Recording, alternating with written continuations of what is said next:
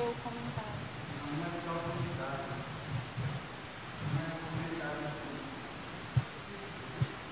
Não.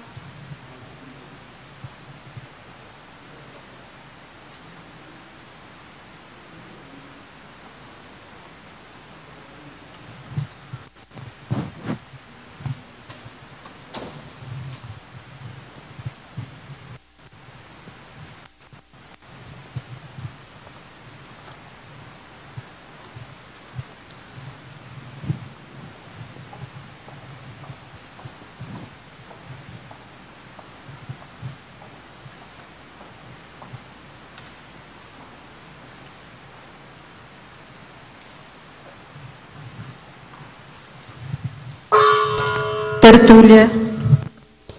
Boa tarde para todos e todas. Hoje é dia 18 de junho de 2010, sexta-feira.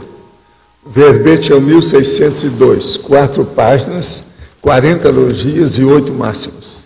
O tema, autodeterminativo.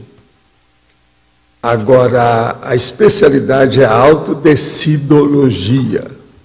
A definição.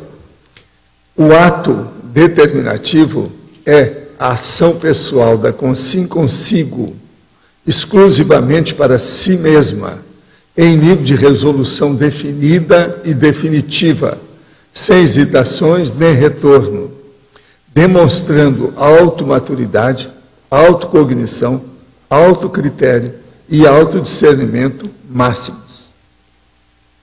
A autorretilinearidade pensênica, a exteriorização da autopensenidade. A autopensenização concretizada, os procedimentos para higienização holopensênica própria, alheia ou coletiva. A decisão magna, a ação marcante, momento de destino, a imperturbabilidade pessoal, o nível maduro de resolução pessoal, o ideal da vida humana racional, toda calculada, prevista, sem surpresas. A definição de rumos pessoais e de outrem, a marca autobiográfica indelével, a decisão do autodesenvolvimento parapsíquico, as para-repercussões dos atos determinativos intrafísicos, a para-percepção das evocações extrafísicas pós-auto, sinalizando sobre o percentual de erro e acerto. A remissiologia tem 15 itens, nós destacamos: ato mental somático, autodeterminação, autorresolução, desembaraço intelectual, momento da mega decisão. Frase enfática: o ato determinativo da consciência intrafísica lúcida, quando cosmoético, exemplifica automaturidade consciencial, dinamismo evolutivo e autovivência verbaciológica reeducativa. Você vive habituado às ações pessoais determinativas?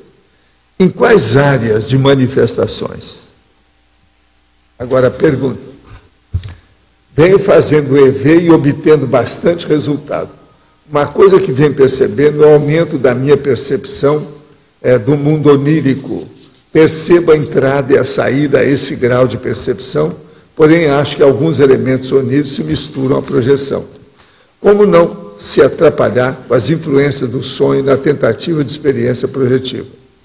A melhor coisa que a pessoa faz, ou quem está procurando melhorar as projeções, é procurar pensar com retilinearidade de penserização e só fazer pesquisas, por exemplo, intelectuais, em bases racionais, técnicas, científicas de pesquisa. Isso pode ajudar muito.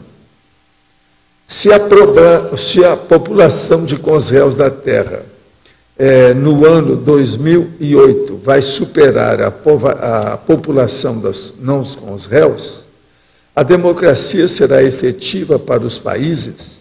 Qual outro sistema de governo seria recomendável? Olha, a gente não pode dizer também que a população de Conréus vai superar. O que a gente fala é que vai ter muita Conréus até mais ou menos 2075. Obrigado pela sua resposta, agradecido. Pode falar em português mais devagar. ele já está dominando. Nosso amigo da Colômbia já está dominando. Mas o caso todo é o seguinte: a democracia, ela pode ser feita daqui a alguns séculos ou daqui a alguns milênios. Vamos ver o que acontece. Agora, o Estado Mundial, a gente já pode começar a falar em democracia pura, Estado Mundial, é o Conselho dos 500 desde já, é o proto-Estado Mundial. Então, é importante você pensar nisso. E viva a Colômbia. Vai melhorar. Tudo vai melhorar. Hoje eu ouvi uma notícia no rádio a respeito de uma mulher cuja gestação era de uma criança com anencefalia. O casal conseguiu uma autorização legal para um aborto, o qual já foi executado. Eu, particularmente, sempre fui contra o aborto. Mas será que existem situações especiais? Até que ponto estamos autorizados a intervir? Gostaria de sua opinião, sempre esclarecedora. Olha, eu sempre falei, eu sou 100% favorável a determinados casos de aborto. 100%. Da anencefalia, eu acho que nem merece discussão, porque é uma coisa óbvia. Se a pessoa não tem cérebro, então que besteira é essa? Sem cérebro, o que é? A pessoa vai viver pelo dedão, pelo hálux, dedo do pé? Que é isso? Loucura. Poderia nos explicar melhor e exemplificar o paradoxo da desestigmatização de um único ato requerer inúmeros atos homeostáticos consecutivos? Não deveria haver equivalência entre um ato estigmatizante, mal feito, anticosmoético e um ato homeostático? Tem uma coisa aí que você não está ponderando. São os efeitos, consequências, derivações dos atos. Um ato pequenininho pode ser terrível. Por exemplo, você pega uma agulha e enfia no coração da pessoa, às vezes você mata ela. Outra coisa, se você bater com um jeito no peito de uma pessoa, ela pode morrer. Devido ao processo de tactismo que tem com o problema do coração. Só bater, fazer isso. Depende da pessoa. E depende do que bateu. Então, veja, um ato à toa pode criar uma morte, fazer um homicídio até sem querer. Então, é preciso de ver, são as consequências dos atos. Por isso que a gente tem que ponderar todo o ato que vai fazer uma reflexão sobre aquilo, não fazer atos impensados, de modo algum, que está na cabeça. O processo todo é esse. Agora, o ato estigmatizante, aquela mulher está muito bem com o maridinho dela, os 3 filhos pequenos dela. Lá pelas tantas, no escurinho do cinema, pronto, ela serve para a pessoa, arranja uma gravidez, o marido quer saber daquilo, o que é que se passa, faz o DNA e vê que não é dele. Pronto, lá foi embora toda a vida dela, por causa do escurinho do cinema, 15 minutos na escuridão. De modo que tudo é um ato, é preciso a gente ver, né, o que faz. Com relação ao verbete pescoço, gostaria de saber se rugas horizontais no pescoço de pessoas de 25 anos, bem visível, é indicativo de alguma coisa. Sim, é indicativo de flacidez. Alguma coisa no processo. 25 anos, não pode ter isso ainda. Se tem, mostra flacidez. Se tem, falta turgor. Turgor é a carne, deve ter carne mole. Isso é falta de exercício, é falta de munição de boca. Precisa de comer, precisa de melhorar a dieta da pessoa e fazer exercício, está na cara. 25 anos, com muitas rugas. Agora, é preciso ver, porque às vezes a pessoa está usando alguma coisa que pode ter feito ruga nela, é preciso examinar. O que ela usa de roupa, de colar, sei lá, né? Tudo isso também tem que ver a parte física. Agora aqui, comentário da mega euforização. Assista a tertúlia no mesmo lugar onde faz diariamente aproximadamente 1000 quilômetros de Foz. Na hora da segunda mega euforização, percebi que entrei em estado alterado de consciência. Tive sensação de acalmia íntima e de não estar pensando em nada, apenas percebendo a energia à distância com a sensação parecida descrita pelos energizados. Muito bem, quer dizer que você tem muita sensibilidade dentro do processo. Você captou, né, a condição. São só 1000 quilômetros de Foz. Isso é coisa à toa. O processo da energia não tem tempo nem espaço. Ele supera isso tudo. Agora, gente, eu vou ler aqui um processo e como era o estupro no Brasil em 1833. É a lei dos antigamente aqui do Brasil. É uma sentença judicial de 1833 na província de Sergipe. no Brasil. A língua portuguesa é arcaica. De modo que vocês verem, você entende, depois eu vou chamar a atenção para os arcaísmos.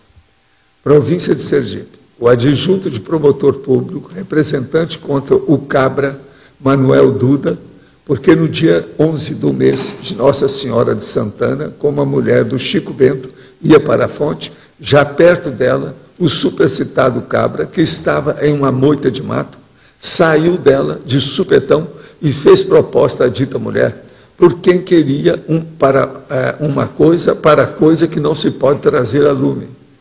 A coisa que não pode trazer a lume. Atenção. E como ela, quer dizer, Moela, se recusasse o dito cabra, abrafolou-se dela, deitou-a no chão, deixando as encomendas dela de fora, e ao Deus dará. Ele não conseguiu matrimônio, porque ela gritou, e veio em amparo dela Nocreto Correia e Norberto Barbosa, que prenderam o cujo em flagrante. Dizem as leis que duas leis, aí no caso deve ser leis ou qualquer coisa, que as duas testemunhas que assistiam a qualquer naufrágio do sucesso faz prova. Então veja, a testemunha tem que fazer prova daquilo que aconteceu. Agora, então vem os despachos. Considero que o cabra Manuel Duda agrediu a mulher do Chico Bento para coxambrar com ela e fazer chumbregâncias, coisas que só o marido dela competia com chambrar.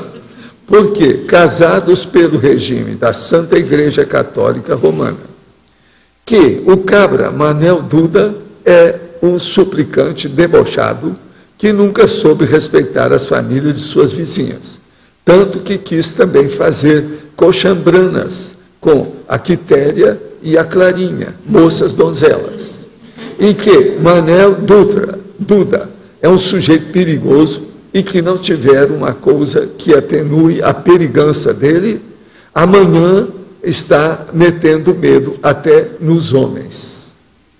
Condeno o cabra Manuel Dutra pelo malefício que fez a mulher do Chico Bento a ser capado. Capadura que deverá ser feita a macete. A execução dessa peça deverá ser feita na cadeia desta vila. Nomeie o carrasco carcereiro. Cumpra-se e apregue-se editais nos lugares públicos. Manuel Fernandes dos Santos, juiz de direito da Vila do Porto da Folha Sergipe, de 15 de outubro de 1933. Fonte, Instituto Histórico de Alagoas. Agora, ó. Abrafolou-se. Vocês já notaram nesse verbo o que significa. As encomendas, vocês também entenderam. Conchambrar, hoje em dia eles usam muito o termo acochambrar. Em São Paulo mesmo eles usam, mas, por exemplo, você junta com uma pessoa para fazer um trabalho, é acochambrar. Agora, chumbregâncias, acochambranas, a perigança e a capadura. A capadura é a castração do cara. Isso aí, antigamente o nome era capadura. Eu mesmo, lá na minha terra, lá em Monte Carmelo, na década de 30, se falava mais, era capar. Capar o animal, capar isso, capar aquilo. Não tinha esse negócio de castrar, não. Castrar era coisa... Agora, aqui, ó, no lugar que colocaram um cara, a mulher pequena, grande e maior atrás dele. Isso na internet. Aqui. De modo que aqui, ó, vocês já estão sabendo que esse negócio de estupro já existia às vezes. Era uma coisa mais rara, mas você sabe, os cabra machos já estavam todos sendo perseguidos pela situação, que é 1833. O negócio é sério. Para a gente ver como é que é. Eu quero dizer para vocês que vai ser feita agora a Via Forestalis, que é o povo que vai poder andar na mata, nos bosques aqui, do discernimento e do CAEP. De modo que Via Forestalis é o nome que eles arranjaram para isso. Quando é que vai ter a primeira lá? Já tem uma ideia? O caminho já está aberto e amanhã, às 9 horas, vai ter uma saída, estão todos convidados. Vai ser com o EPICOM, né, para ver as energias, na verdade, fazer um trabalho energético. Então, amanhã, às 9 horas, no discernimento, para quem quiser. E ela já está aberta e agora no festival a gente vai lançar como um todo. A gente vai estar distribuindo os mapinhas para as pessoas verem, né, os locais e conhecer melhor. Então a gente aproveita para convidar todo mundo aí para ir para o Festival de Inverno, que vai acontecer no dia 26 e dia 27, agora de junho. Né? Gente, ontem eu falei aqui do Reinaldo Azevedo, o nome do livro dele é esse aqui, O País dos Petralhas. Agora, como ninguém é perfeito, tem umas bobagens dele também aqui. Então eu vou falar de duas bobagens que eu não admito. Respeito muito a opinião dele, mas não estou de acordo para explicar essas coisas do jeito que ele está querendo. Porque isso aqui são experiências que eu já tive na minha vida, não dá para admitir. Então ele diz assim: tento caminhar um pouco todos os dias, dizem que faz bem. É uma chatice, como todo exercício físico. Fumar é muito mais gostoso, mas você deve andar, não fumar. Não conseguiria fazer esteira sem me sentir idiota. Em academia, nem pensar. Então ele vai lá, vê as coisas todas, depois ele volta e ele faz assim, e acende um cigarro. Quer dizer, ele está fazendo propaganda das coisas dele e conta a esteira. A esteira ajuda demais certas pessoas, são ocupadas. O negócio todo. Eu tenho experiência disso, quando a esteira valia $14.000, as primeiras que eles fizeram, que eram granfinérrimas. Então, o negócio de muitos anos. Isso mostra que ele não tem experiência nada ou grande ou profunda de medicina, nem de cardiologia. Porque senão ele não ia falar uma coisa dessa, porque isso aqui é negativo demais. Outra coisa negativa, logo na outra página, ele fala assim: a tese central da reportagem remete à ideia de que o Opus Dei faz lavagem cerebral nos seus adeptos. Claro, você pode ser, como disse Regis Debray de Guevara, um partidário do ódio eficaz que faz do homem uma eficaz, violenta, seletiva e fria máquina de matar. É um estágio superior da consciência. Mas só será adepto de uma prelazia papal se for abduzido. Não sou do Opus Dei, como, aliás, sabe o Opus Dei. Mas, definitivamente, combato o Opus Diaboli. Agora, como é que fica? Ele está falando Opus Diaboli. Vai me dizer, o Opus Dei teve até a Beth aqui, que teve mostrando a situação. Hoje já tem uma dúzia de livros mostrando como é esse Opus Dei. O cara agora está falando aqui, não se definiu, ele que combate as coisas. O Opus Dei, certas coisas, é igualzinho a turma do PT, eles são petralha, do mesmo jeito. Olha o que a Beth falou aqui do filho dela. Lavagem cerebral direta para o filho, quer dizer, está por fora. Qual o interesse dele falar isso? É isso mesmo. Tem isso? Tem. Então ele é comprado. Então isso que ele fala dos outros, você também tem. Quer dizer que ele é comprado. Quer dizer que o limite dele é a Igreja Católica. Ele fala que ele é da direita. Mas, olha, a direita é até que é uma boa coisa, né? Pelo menos é menos torto. Pois é, mas o processo... Não é bem assim, não. O Frei Beto não é da direita. Frei Beto. E ele é favorável. Ele mesmo está falando do Frei Beto aqui. Agora, por aqui vocês estão vendo que todo autor a gente tem que ler com calma e ver, porque a gente não acerta todas, nem ele. De modo que a vida é dura. Agora, que isso aí é bobagem, esse negócio do Opus Dei, a hora que senti isso aqui, me deu uma pena danada dele, porque isso aí caiu tudo no nível. Pelo seguinte, eu sofri a perseguição do Opus Dei junto com Chico Xavier na Espanha, em 1965. O que é isso? Eu comentei sobre ele em Brasília com alguns amigos e realmente é isso mesmo. Ele é defensor da Igreja Católica. É a que mais marca ele. Então, acabou. Isso aí só já acabou o negócio. Isso eu não estou sabendo, porque eu não li o livro dele todas as coisas, eu não leio tudo dele. Agora, por que será? Né? Ele deve ter sido lavado. É aquilo que ele está falando, então, do Opus Dei. A pessoa foi abduzida, né? Ele deve ter sido abduzido, está na cara. Agora, veja, não é tão primário, Igreja Católica, se fosse pelo menos uma filosofia, se fosse uma ciência que ele estivesse falando, mas Igreja Católica, a Igreja Católica desse Papa, que é hitlerista, a Igreja Católica da Inquisição, a Igreja Católica, que é isso? Dá pena, né? Do índice librorum prohibitorum. É uma pena. É uma péssima notícia que vocês estão me dando. Eu tenho pena da pessoa assim. Anteposição do Opus Dei com o Opus Diabolus.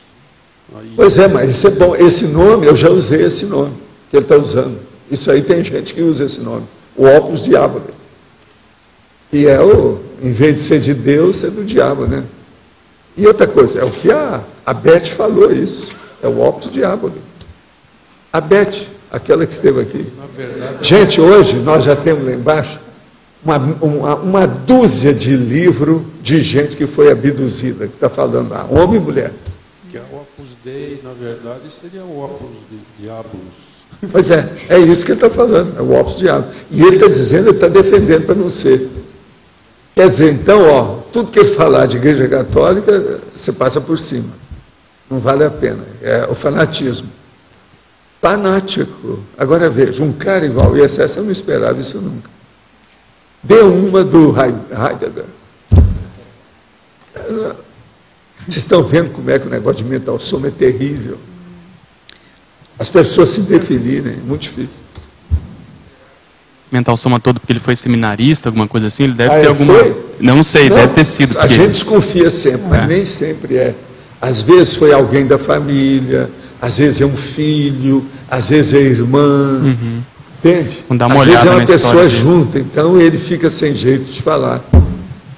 Agora veja, que isso é uma indefinição, porque um cara desse, então, ele sabe da Igreja Católica, não é possível que ele não esteja vendo esse monte de pedófilo. Como é que é? Agora eu estou curioso. Ele já escreveu sobre pedofilia dos padres? Mas não é o caso, então, de mandar para ele lá umas coisas para ele falar? Que negócio é esse? Que é isso? Eu fico, com essas pessoas eu tenho muita pena. Devido ao processo da incongruência, a incoerência, é o paradoxo, a contradição. Isso é terrível. Dentro de a cabeça, esse cara é uma cabeça. Para mim, um dos jornalistas mais brilhantes que tem aí. Pelo jeito dele colocar o coloquialismo dentro da conversa séria. Ele é muito bom nisso. Acho que isso. Professor. Paradoxologia, eu queria resgatar 2 itens. O primeiro, o paradoxo dos autoesforços. O paradoxo dos autoesforços por melhores performances evolutivas, eliminar os autoesforços da competitividade com os compassageiros evolutivos. Sim, então, veja, as suas manifestações chegam num certo ponto que você acaba com a competitividade. Então, você vai viver de igual para igual com todos e ajudando todos com passageiro evolutivo. É isso que a gente quer dizer. Esse ato determinativo é dos mais importantes que tem. Como fica claro aqui qual é realmente a base da evolução, né? A base da evolução é essa. É isso aí. É isso aí. É isso, a uns ajudar os outros. Sem competição. Não é competição, mas é apoio, arrimo. Integração, intercooperação. Entende? E outro, professor, o paradoxo da desestigmatização de único ator requer inúmeros atos homeostáticos. O paradoxo da estigmatização de único ato requerer inúmeros atos homeostáticos consecutivos. Isso aí é que a pergunta que veio foi a partir disso. A pessoa deve ter lido aí, por isso que perguntou. É aquela pergunta que eu respondi. Tudo depende dos efeitos que um ato. O que é que deriva daquele ato que a pessoa cometeu? Quais são as consequências? O que é que deu? Os filhotes que aquela ação produziu. Isso aí é que é importante. Muito sério a estigmatização, né? A estigmatização do ato. Pois é, a estigmatização vem quando o ato é profundo, né? Por exemplo, a pessoa que é genocida está estigmatizada, né? Por quantos séculos? Às vezes milênios, ninguém sabe. Valdo, o ato determinativo é o que chancela a Recim?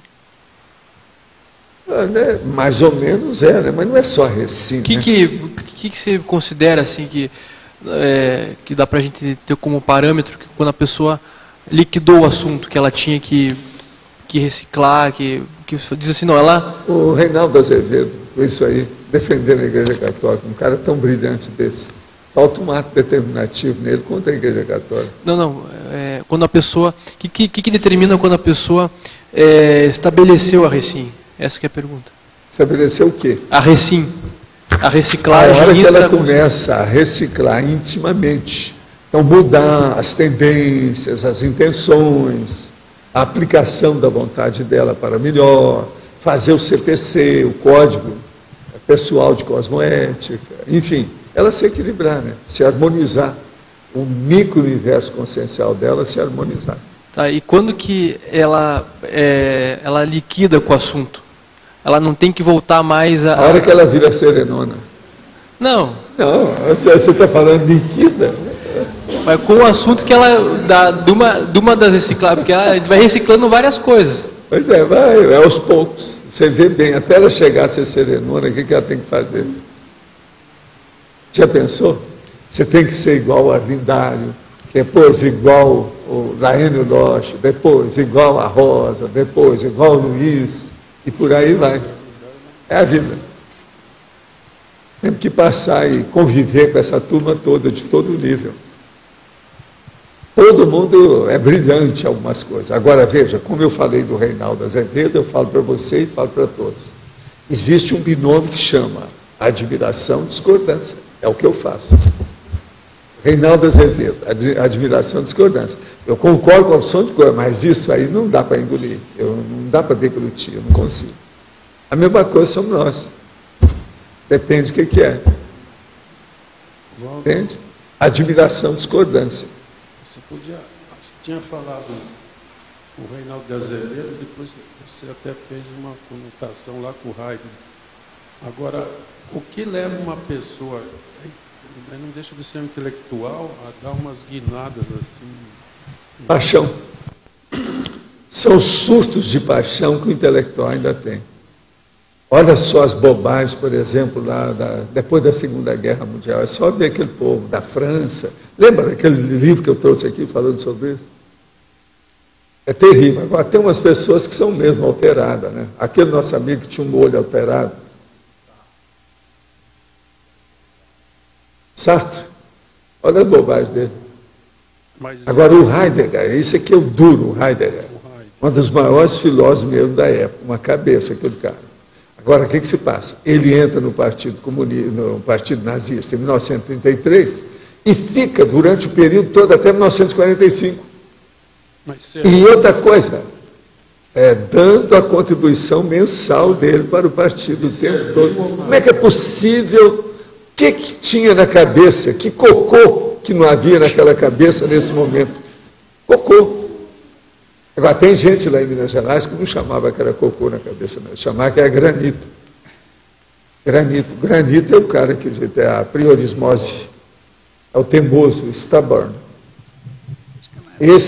Tem gente lá no interior que achava que o cara de granito é pior do que o de cocô.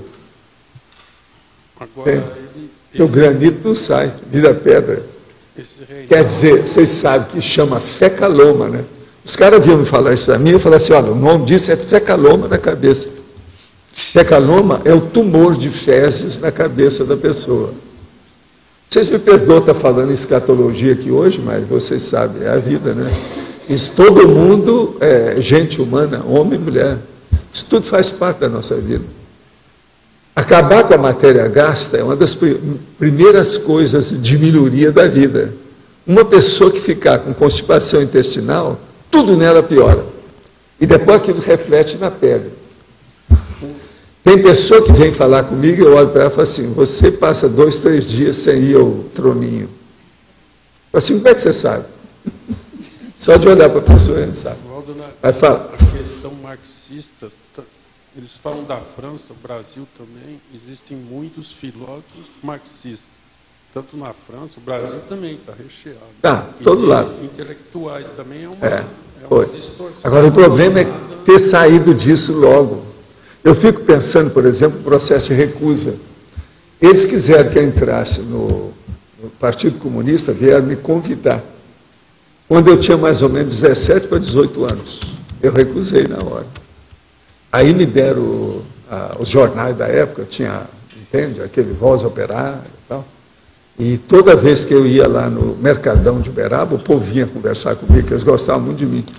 Tinha gente muito boa, intelectual no meio, mas gente que estava lá também no mercado. Esse é que queria que eu entrasse, para dar força para eles e tal.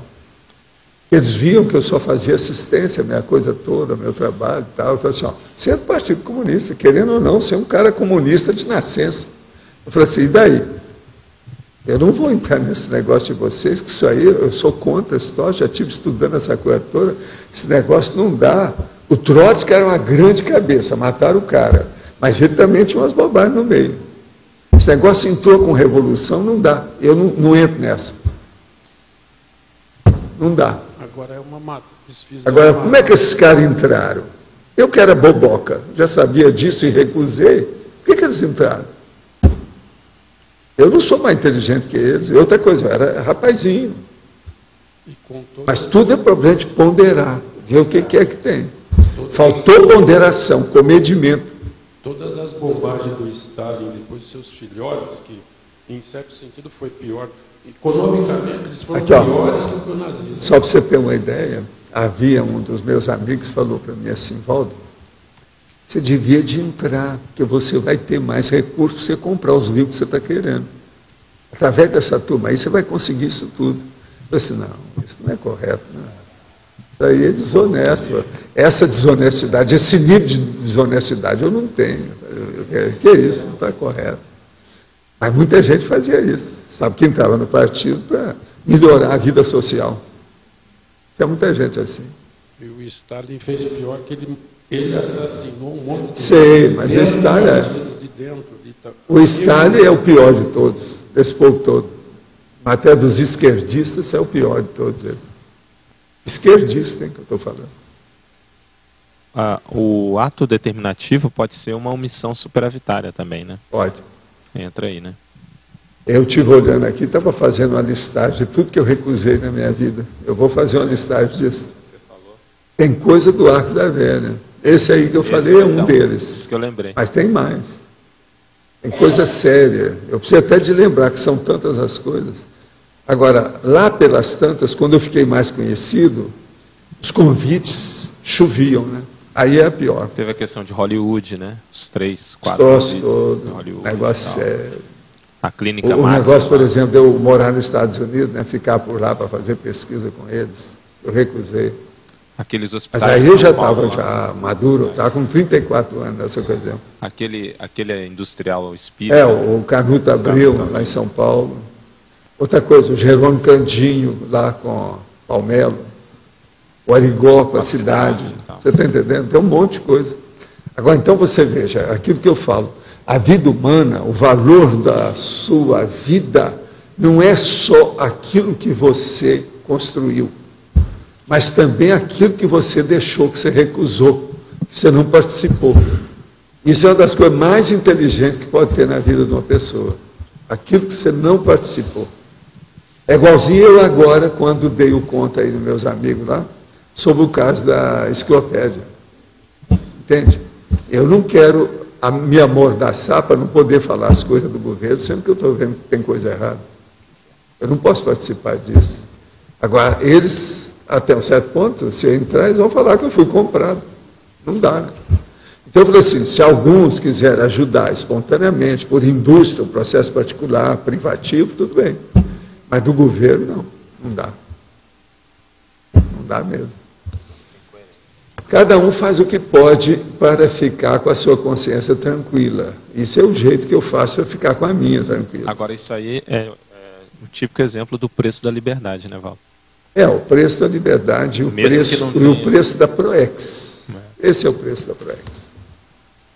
Quais os procedimentos que devemos realizar para a higienização holopensênica própria, alheia e coletiva, além da retilinearidade pensênica e padrão cosmoético e assistencial nas condutas?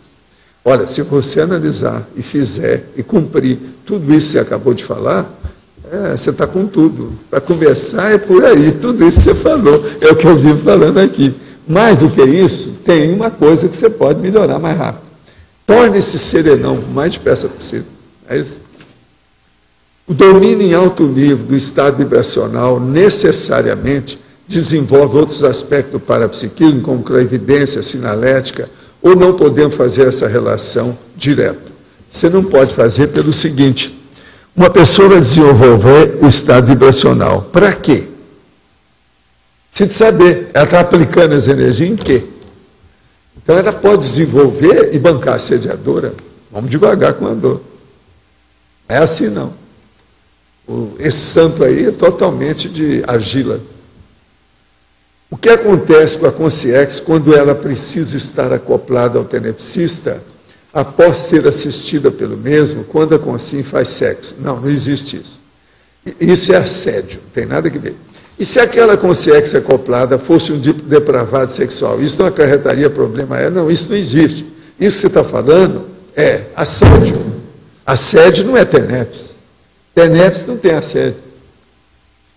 Se a pessoa está pensando que está praticando a tenepes e ela tem assédio na hora do processo do ato sexual, ela está assediada, ela não está praticando tenepes coisa nenhuma. O ato determinativo da vida de uma pessoa é o que a leva à mudança visível profunda, ou o que a mantém num fluxo de mudança constante, profundo, porém sem o que isso necessariamente se denotado pela maior parte das pessoas. Esse ato pode ser extrafísico, ou seja, depender de alguma resolução extrafísica. Escuta, uma pessoa pode ter atos determinativos de alto nível apenas praticando em silêncio todo dia a tenepes. Pensa só nisso que você vai ver a diferença. A vida extrafísica de uma consciência, mesmo que não se recorde da atuação fora do corpo, é tão determinante quanto a vida intrafísica. A vida extrafísica experimentada durante o sono também corrobora para a forma como as coisas caminham, tanto na vida humana como na proex, sim. Mas a maioria da vida que a pessoa tem é onírica, é onirismo, é sonho, é besteira, é imaginação, é fantasia, é ilusão. E só mais uma pergunta: é possível a ação ou a vida extrafísica num nível mais elevado de consciência, quando a pessoa está em estado de vigília, sem que ela se aperceba de tal fenômeno? Não, não existe isso. Se ela está em estado, olha só a sua incoerência em fazer essa pergunta. Vigília quer dizer que ela está vígil, ela está acordada, consciente, aware, está sabendo o que se passa. Agora, como é que não se aperceba do fenômeno? Então ela não está vígil. Então isso aí está incoerente, não é bem assim não, tá? Vamos entender bem a coisa. Uma pessoa que está aware, ela é desperta, ela é lúcida, ela é autoconsciente, ela tem hiperacuidade, ela está super perspicaz, aguda, está sabendo o que se passa. Então, ela sabe todo o fenômeno que está se passando com ela, não pode passar o troço despercebido. Não existe isso aqui que você está falando. Isso é impossível. Agora, veja, uma pessoa vem aqui, ela sai do corpo, mas essa vida que ela sai do corpo não é a principal da vida que ela está passando aqui. A vida humana é mais importante que a vida projetiva. Se a vida projetiva fosse importante, a pessoa dessoma e vai ser consciente de novo. Não precisa estar aqui. Se ela está aqui, o que é mais importante é a vida do dia a dia na vigília física ordinária. Isso aqui é importante. Finologia tem uma parte que o senhor fala sem hesitação nem retorno. Eu queria saber como adquirir essa maturidade de sem hesitação. Né? Sem hesitação é a hora que você já fez 100 vezes aquela atitude. Você já tem precedente de tudo quanto é exemplo, tudo já aconteceu com você. Meu caso, presta atenção, há 70 anos eu mexo com energia. Se você pensar, já houve. Por exemplo, raramente tem um pequeno fenômeno, um adendo ao fenômeno que ocorre, que seja uma novidadezinha. Por exemplo, a hora que vier aqueles 5 preceptores, aquilo é a novidade para mim. Ou a hora que vier aqueles 16 que viessem despedir para ir para a China, aquilo é novidade para mim. Mas isso é coisa raríssima. A maioria, tudo em matéria de fenômeno, disso e daquilo, tudo eu já vi. Está vendo? Esse que acontece. Quer dizer, nesse caso é experiência, né? Tudo é um processo de precedente. Você já teve precedente antes ou não teve? Então, sua experiência é assim, é por precedente. Qual precedente que você já teve? Qual é o exemplo que você tem de vivência disso? Você tem isso antes? Não é uma coisa mais do que lógica, inteligente, isso que eu estou falando, porque é a base de tudo, a vida é isso. Se isso aí não tiver valor, então o que vai ter? Mas na hora de decisões, né, na hora que a gente toma as decisões, nem sempre a gente tem experiência sobre. Sim, mas você vai alcançando. Por exemplo, as decisões todas que eu tomo nessas coisas, tudo é porque eu já tive precedente, eu já sei como é que é, já ponderei. Quando eu estou em dúvida, eu vou com calma. Quando eu não quero, por exemplo, criar um trauma muito grande na pessoa que está querendo fazer assistência para mim, eu peço para ela um tempo, não, eu vou pensar, eu te falo depois, etc. Tal. Eu estou cansado de saber a resposta que eu tenho que dar, mas eu não dou, porque senão parece que você não deu atenção para a pessoa.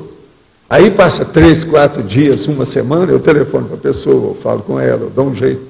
Você está entendendo como é que é?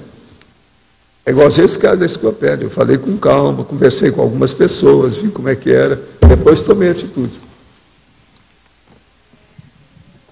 Lidar com isso, com a decisão, sem você saber e, às vezes, tomar uma decisão que naquele momento parece certa. Você se abstenha. É aquilo que eu vivo falando.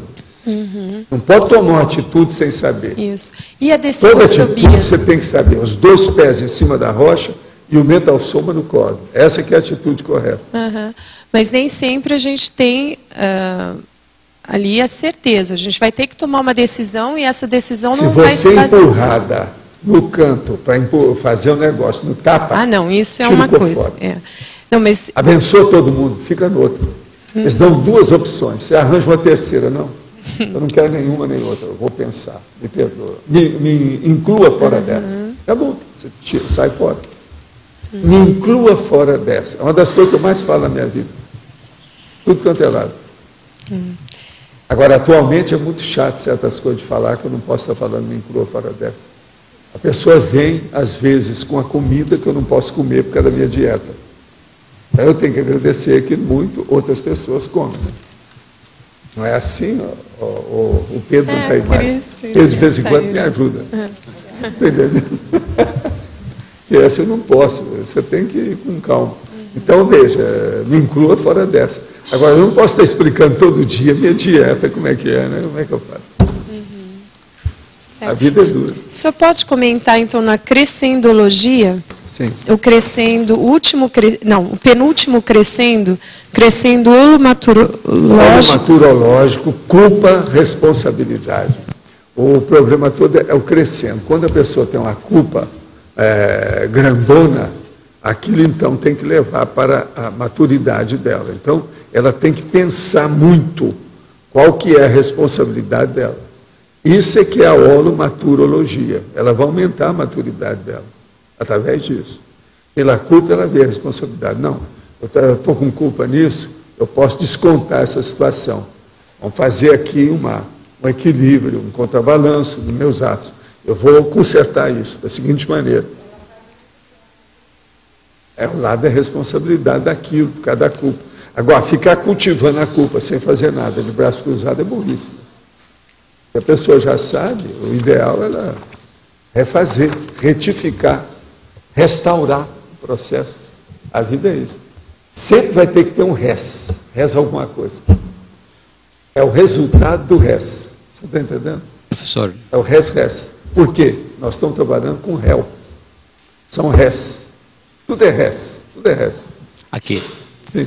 A gente poderia dizer que o ato determinativo é um resultado da determinação, autodeterminação mais a cosmoética, como o senhor coloca na sinergia? Mais da holomaturidade, da autodecidologia consciente, cosmoética, evolutiva.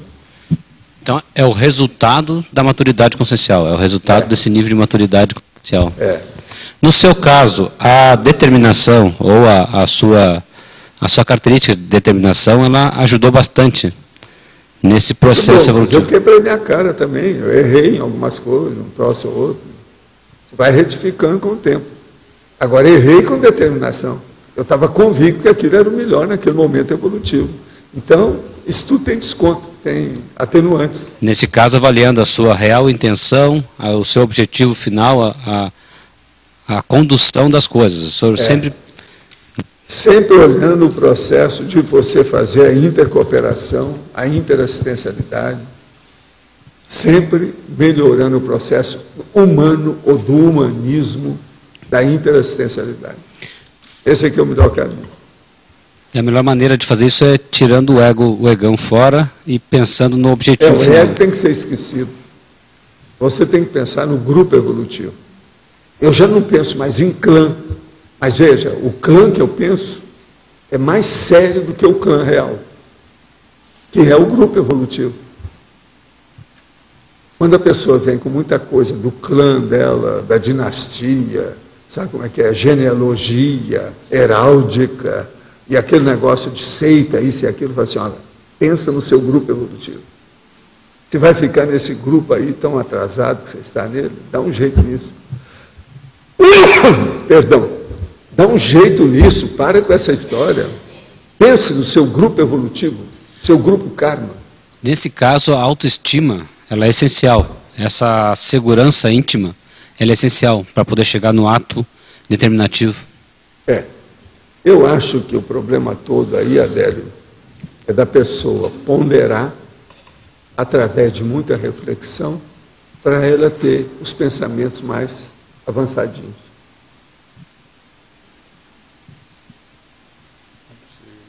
Se ela pondera, vem os pensamentos mais claros. Ô, Rose, você quer falar também? Eu quero. Ela começou a falar hoje, viu?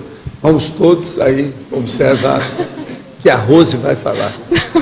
Isso não é para qualquer um. Não é a Rose. Valdirene. Professor, eu queria entender um pouco Valdirene. isso que estava sendo falado. Para a Não, pessoa é a Rosa assistir o que fala grupo. da situação.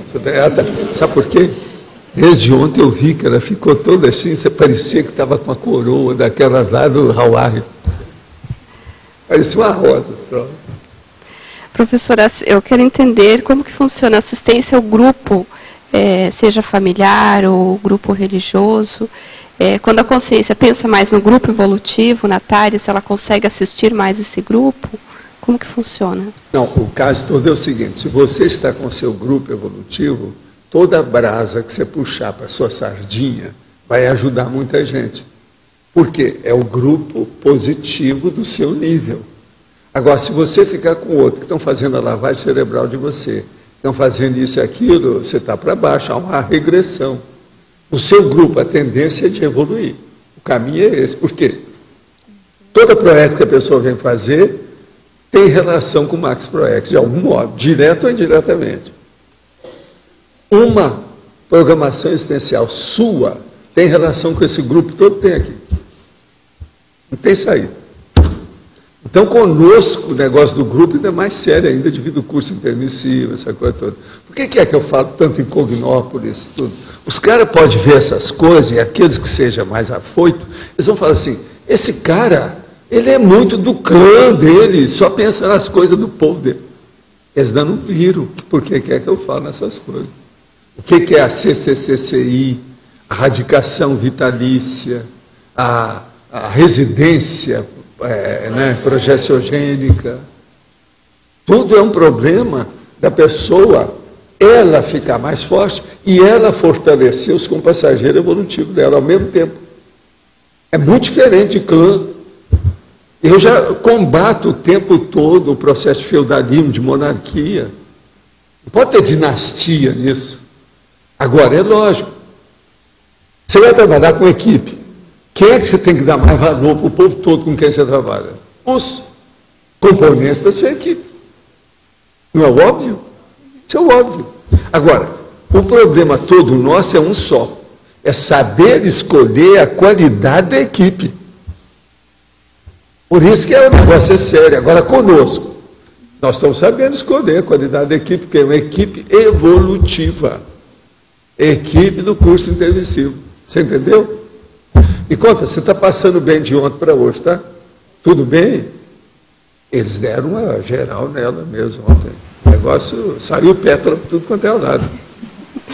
Eu precisei ficar ontem à tarde, hoje de manhã, mas em resguardo.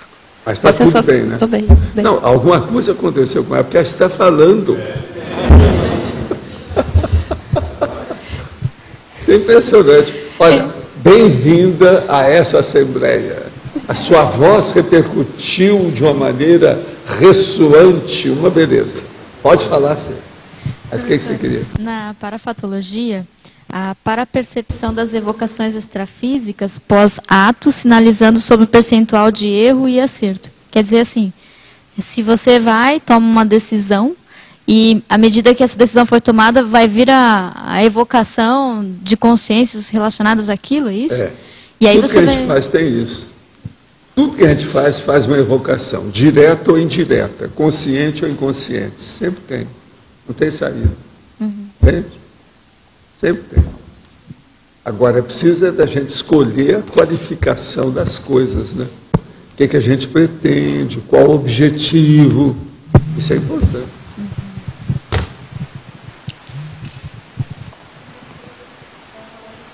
Lógica dá prioridade para o grupo evolutivo, certo?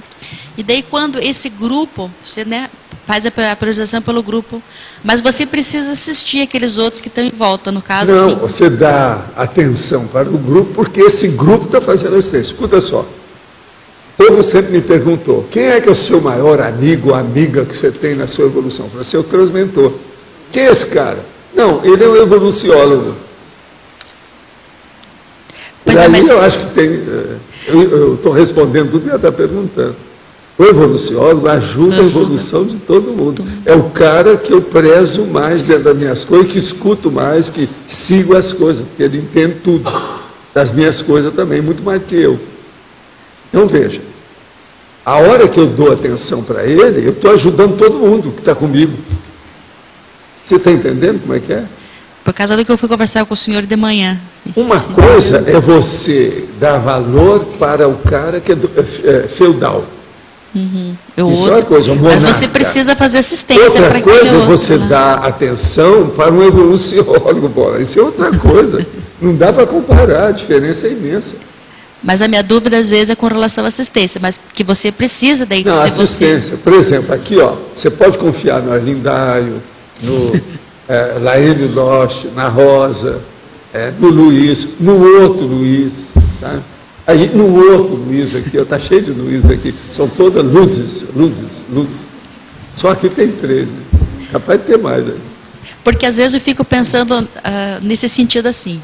Para mim foi marcante quando o senhor falou assim, quando veio os seus amigos mais evoluídos, o senhor pede para aqueles menos evoluídos. Oi. É como não, o senhor fizesse agora, essa... Veja, isso é que eu fico aqui, intrigada para entender melhor. Uma das coisas que eu fui pedir para os meus amigos, numa situação precária lá na hora, foi o negócio, a hora que eu vou ver lá a vovó Cambinda, lá da Umbanda, da moça, que fazia materialização minúscula dentro do copo d'água. Agora, a hora que chega lá, ela manda me chamar. Eu não ia me consultar nada, eu fui lá para ajudar a médium, né? Mas aí ela manda me chamar. Chega lá, manda me chamar e começa a falar. E lá pela cima fala assim, e o que você quer? O que você quer? Eu falo, não, eu não quero nada, eu não vim aqui para pedir nada, eu quero ajudar aqui o povo. Não, você tem que pedir alguma coisa. Então eu falei assim, então eu vou pedir para a senhora para ajudar todos os componentes do Instituto Internacional de Projeciologia e Conscienciologia. Aí ela fez os pontos riscados, um monte de coisa, mexendo aqui, próximo me deu aquele papelão lá enorme. Que lá significava que ela estava assistindo. Aí eu falei assim, agora eu queria perguntar uma coisa para a senhora. O que a senhora quer comigo? A senhora mandou me chamar? Não, eu quero que você entre ali naquela sala e melhore aquela sala. Você tem jeito, vai lá. A hora que eu entrei o negócio, deixei tudo, efeito, fiz de tudo quanto é jeito, uma loucura lá dentro. Agora, eu tive que arranjar uma coisa para pedir. Você está entendendo? Uma troca. Tem que ser feita sempre a troca, porque o negócio é negócio. Isso é que aceita. É o processo, sempre é um negocinho. Tem um amigo meu que falou assim, atrás de toda seita tem um judeu. Em parte ele tinha razão. Seita. Em parte ele tinha razão. Agora pensa bem que a maioria dessas religiões são todas a partir dos judeus mesmo. Muito embora o Moisés era egípcio. Entende? Mas tem sua razão, tem dinheiro atrás. Outra coisa, toda religião não é um partido político? Querendo ou não. É sério. Então, o negócio é sério. Fala lá, gente. Você poderia exemplificar aqui, na página 19, o último paradoxo? O último paradoxo. O paradoxo da desestigmatização do único ato requerer inúmeros atos homeostáticos consecutivos. Eu acabei de falar agora há pouco. Mas agora o que eu quero te dizer é o seguinte, vamos clarear ainda mais isso aí para você. O único ato, às vezes, dependendo da repercussão que ele tem e dos resultados que ele provoca, aquilo pode exigir muitas outras ações durante séculos, às vezes até milênios. Tudo depende do que a pessoa faz. Uma coisa é você ter um ato, por exemplo, de abençoar uma pessoa, fazer o bem para ela na hora. Outra coisa é você trabalhar e determinar, ter autoridade para cometer, por exemplo, um genocídio junto com um monte de gente. Isso tudo é uma repercussão danada. Agora veja, o genocídio, no caso que nós estávamos falando, ele estigmatiza tudo. Então agora, você tem que desestigmatizar através de bons atos. Dá um jeito, aquilo, para melhorar uma porção de atos negativos que você fez. Um ato bom, por exemplo, às vezes pode valer por 50 que não prestou. Mas, em compensação, às vezes 50 que não prestaram, que o negócio estava sério, muito brabo, você vai ter que fazer 5.000 outros atos para equiparar aquilo. Tudo depende da profundidade, a repercussão, a qualidade da ação da pessoa, da manifestação dela. Está claro?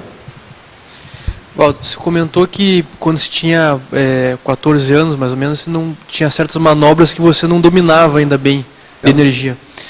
O que faltava? Era abstração que faltava? O que faltava? Porque meu corpo estava crescendo. Era biológico mesmo. O processo, a cabeça estava crescendo, o corpo todo. De outubro de 1947 até março de 1949, eu cresci 1 centímetro por mês. Eu sei disso tudo, nunca pude esquecer, porque tudo eu registrava. Tudo eu tinha registro. Eu tinha tabela para tudo isso, tudo na base do livro encadernado, que era um caderno, um caderno de pautado encadernado. Eu tinha tudo anotado assim, tudo que tinha. Então isso eu nunca pude esquecer, porque me deu um prejuízo danado cada roupa. Agora, era terrível, e eu não fiquei doido pela situação. Nesse ínter, eu estive na minha terra e volto lá para minha casa. A hora que eu vou ver minha cama no meu quarto, eu vi para minha mãe e falo assim, e fico assim. Aí ela fala assim, o que houve? Você está estranhando alguma coisa? Minha mãe, eu estou achando tudo aqui muito baixo. Essa janela, vocês não fizeram nada, não. A janela é a mesma, né? Eu estou vendo aqui que não... Meu filho, é você que cresceu, você está mais alto. Você está vendo as coisas de cima, você virou homem. Você está entendendo como é que é? Então, veja, isso tudo aí influenciava demais na questão de energia. A biologia. Tudo que eu fazia. Biologia você crescendo. Por isso que por que é que eu falo esse negócio de erudição para a meninada aí, da reaprendência? Precisa disso do pai. Precisa dessa história. Precisa de assistência ali. A pessoa está evoluindo, está caminhando. Ainda não assentou tudo. Agora, você há de ver e olhar para minhas calças e falar, mas que pena. Ficou tudo no meio da canela. Calça pega-frango, como se chamava, né? Não dá para sair com isso, eu tenho que arranjar outra roupa. Aí lá vou arranjar dinheiro para isso. Era um problema. Você está entendendo? Porque eu só comecei a ganhar dinheiro aos 16 lá. Eu trabalhei alguns anos sem ganhar nada. Então passava uma fome danada. Eu trocava, às vezes, comida pelas lições que eu dava para meus colegas. Aquilo que eu sabia mais do que eles, eu dava lição. Né? Então cobrava uma coisa, cobrava um queijo, requeijão, queijo cabacinha. A vida era dura, cada um faz o que pode. Igual, o meu negócio era legal, todos os negócios eram legais. Sabe? Não tinha nada de máfia na história. Lá nem tinha ambiente para máfia. A situação era precária. O Orlindade não estava lá. O Feijão da Madrugada era diferente, mas esse já foi no internato. Esse aí foi quando eu tinha 12 para 13 anos. Era no início do internato. A gente descia na corda feita de lençol. Tem vários nomes nessa corda. Agora, ele já deixava de propósito. Tinha um dos nossos amigos que esteve lá conversando uma vez e falou, não, eles estão fazendo isso de propósito, só que eles não querem falar nada, deixa. Porque eles acham também que é bom, o internato precisa de ter essas travessuras. É muito preferível comer esse feijão que está lá, que é sobra, do que quebrar lâmpada, fazer coisa... Então, tudo já era de caso pensado. Hein? Frio? O que é isso? Não interessa esse negócio de frio, o que é isso? Você nunca comeu comida fria? Aquilo que o americano chama de leftover. Não é o ideal para a gente, não, você sabe. Isso não é o ideal, não recomendo, não. Mas quem é que não comeu? Quem disse que faz muito isso é o Jô Soares, até no programa dele, que abre a geladeira e vive comendo feijão frio. Pois é, o negócio não é fácil. Agora, por exemplo, se tivesse pamonha lá, a gente podia comer gelada, que é uma beleza, a pamonha bem feita. É isso? Pode ser de sal, pode ser de doce, vale a pena a pamonha. Mas lá não tinha pamonha, não. Tinha certas coisas que acabavam na hora. Quando chegava lá, eram 36 alunos, né? 36 homens. Aqui, quando mas o que você quer falar? Eu aí, acho que para o Luiz, a questão da Recim, quando eu vejo aqui a definição, eu também tenho a impressão que isso é Recim. Agora, não sei se todo ato determinativo é Recim, mas pelo menos dá essa impressão. Não sei. Não, o ato determinativo bom mesmo, de autodecisão, se ele é positivo, ele caminha para Recim. Mas vamos supor que uma pessoa faça o autodeterminativo errado, né? Eu preciso falar isso, quando você fala todo ato determinativo, vamos devagar. Aqui, por exemplo, eu estou falando só do lado bom, é o homeostático.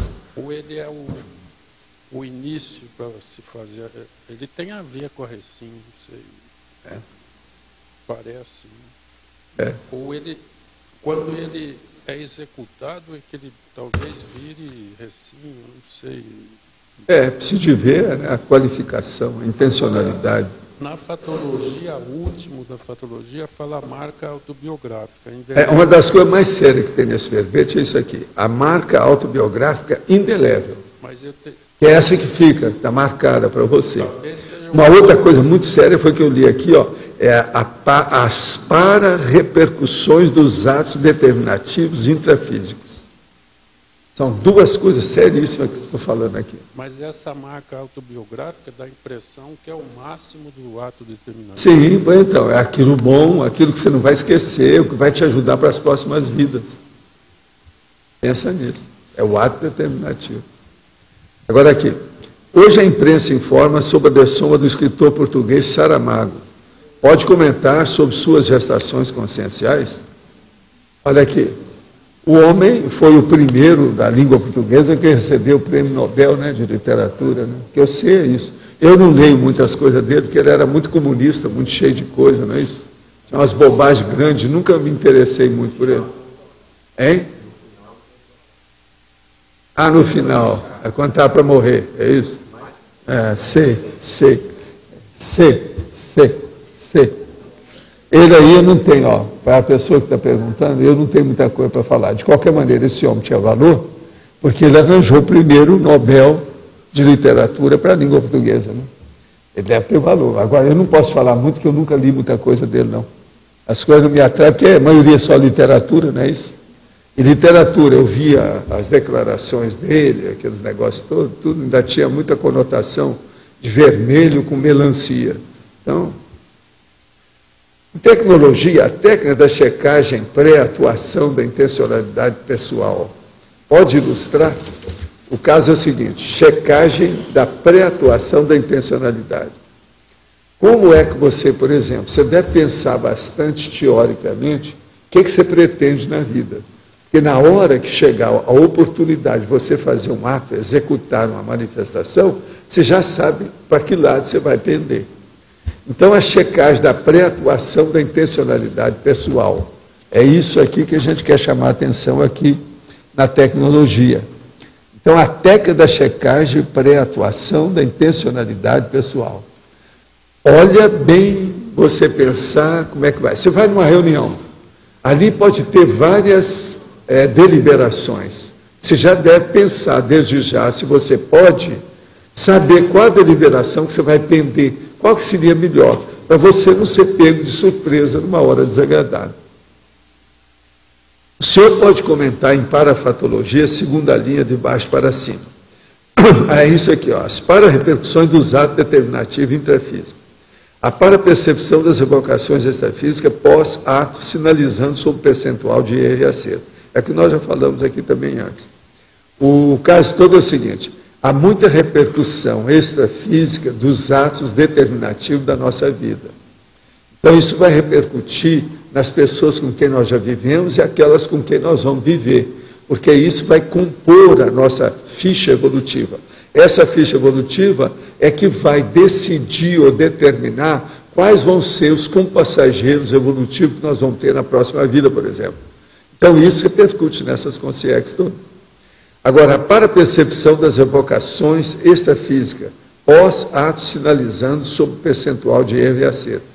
É a hora que você faz uma coisa e você vê, não, hoje valeu a pena, o esforço que eu fiz valeu a pena, eu estou sentindo a repercussão dentro de mim, é gratificante o que eu fiz. Outra hora você sai e fala assim, não, hoje não valeu, eu estou sentindo que podia ter feito o dobro, mas o ambiente não permitiu, eu estou por baixo, hoje eu estou em subnível.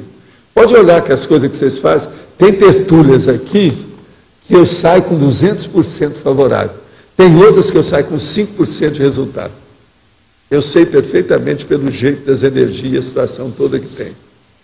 Agora, veja, isso tem uma porção de fatores que entra nessa. E tem fatores que é difícil, porque não estão nas nossas mãos. Por exemplo, as consciências que aparecem, aquelas que são esclarecidas, etc., através disso. Agora aqui, ele está me arranjando aqui, Reinaldo Azevedo, está aqui na Wikipedia. Católico praticante e admirador do Papa Bento XVI e opositor da teologia da libertação, que apelida de escatologia da libertação. Ele é contra o aborto e as pesquisas em células embrionárias. Nossa, ele é atrasado mesmo. Aqui, ele está falando aqui que chamam-me filhote de Bush. Nesse assunto ele é, né? Realmente, ele é contra a célula tronco, esse negócio é o Bush. Aqui, ó, ele aparece aqui e está com cigarro na mão, aqui, ó. Tirou fotografia com cigarro aqui, ó. Ela é primário mesmo, isso. Ainda não. Negócio de consciência ainda não chegou lá, não. Agora aqui, o que é que ainda tem outra aqui?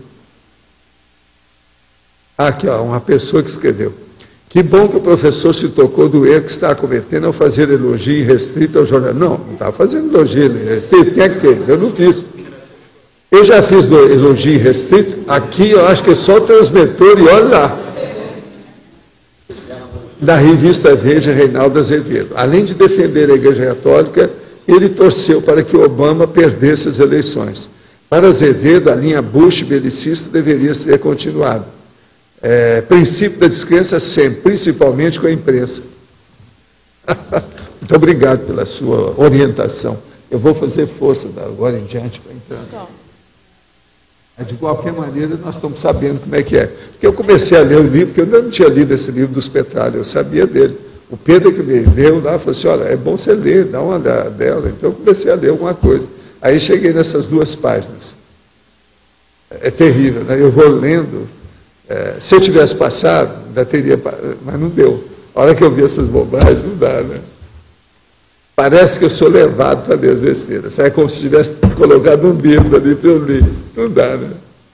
Terrível. Agora, gente, quem é mais que está ali? É você, Rosa. Professor, página 19, paradoxologia. Esse primeiro paradoxo... O paradoxo dos altos esforços por melhores performances evolutivas, eliminar os altos esforços da competitividade com os companheiros evolutivos. Eu já falei sobre isso. Falou agora com esse... Já faz algum tempo. É que a turma fica vendo o laptop, ela não sabe o que está se passando na tertúlia. Não, eu prestei atenção, mas eu queria assim... Não prestou atenção, não. Me perdoa, senão não. Essa não. Ela está dando uma da Marta. Não, eu estava fazendo assistência. Sim, mas não atende à minha expectativa. Aí, mas olha, em homenagem a você, que é uma grande dama, sabe, da nossa sociedade, eu vou falar alguma coisa aqui. Presta atenção.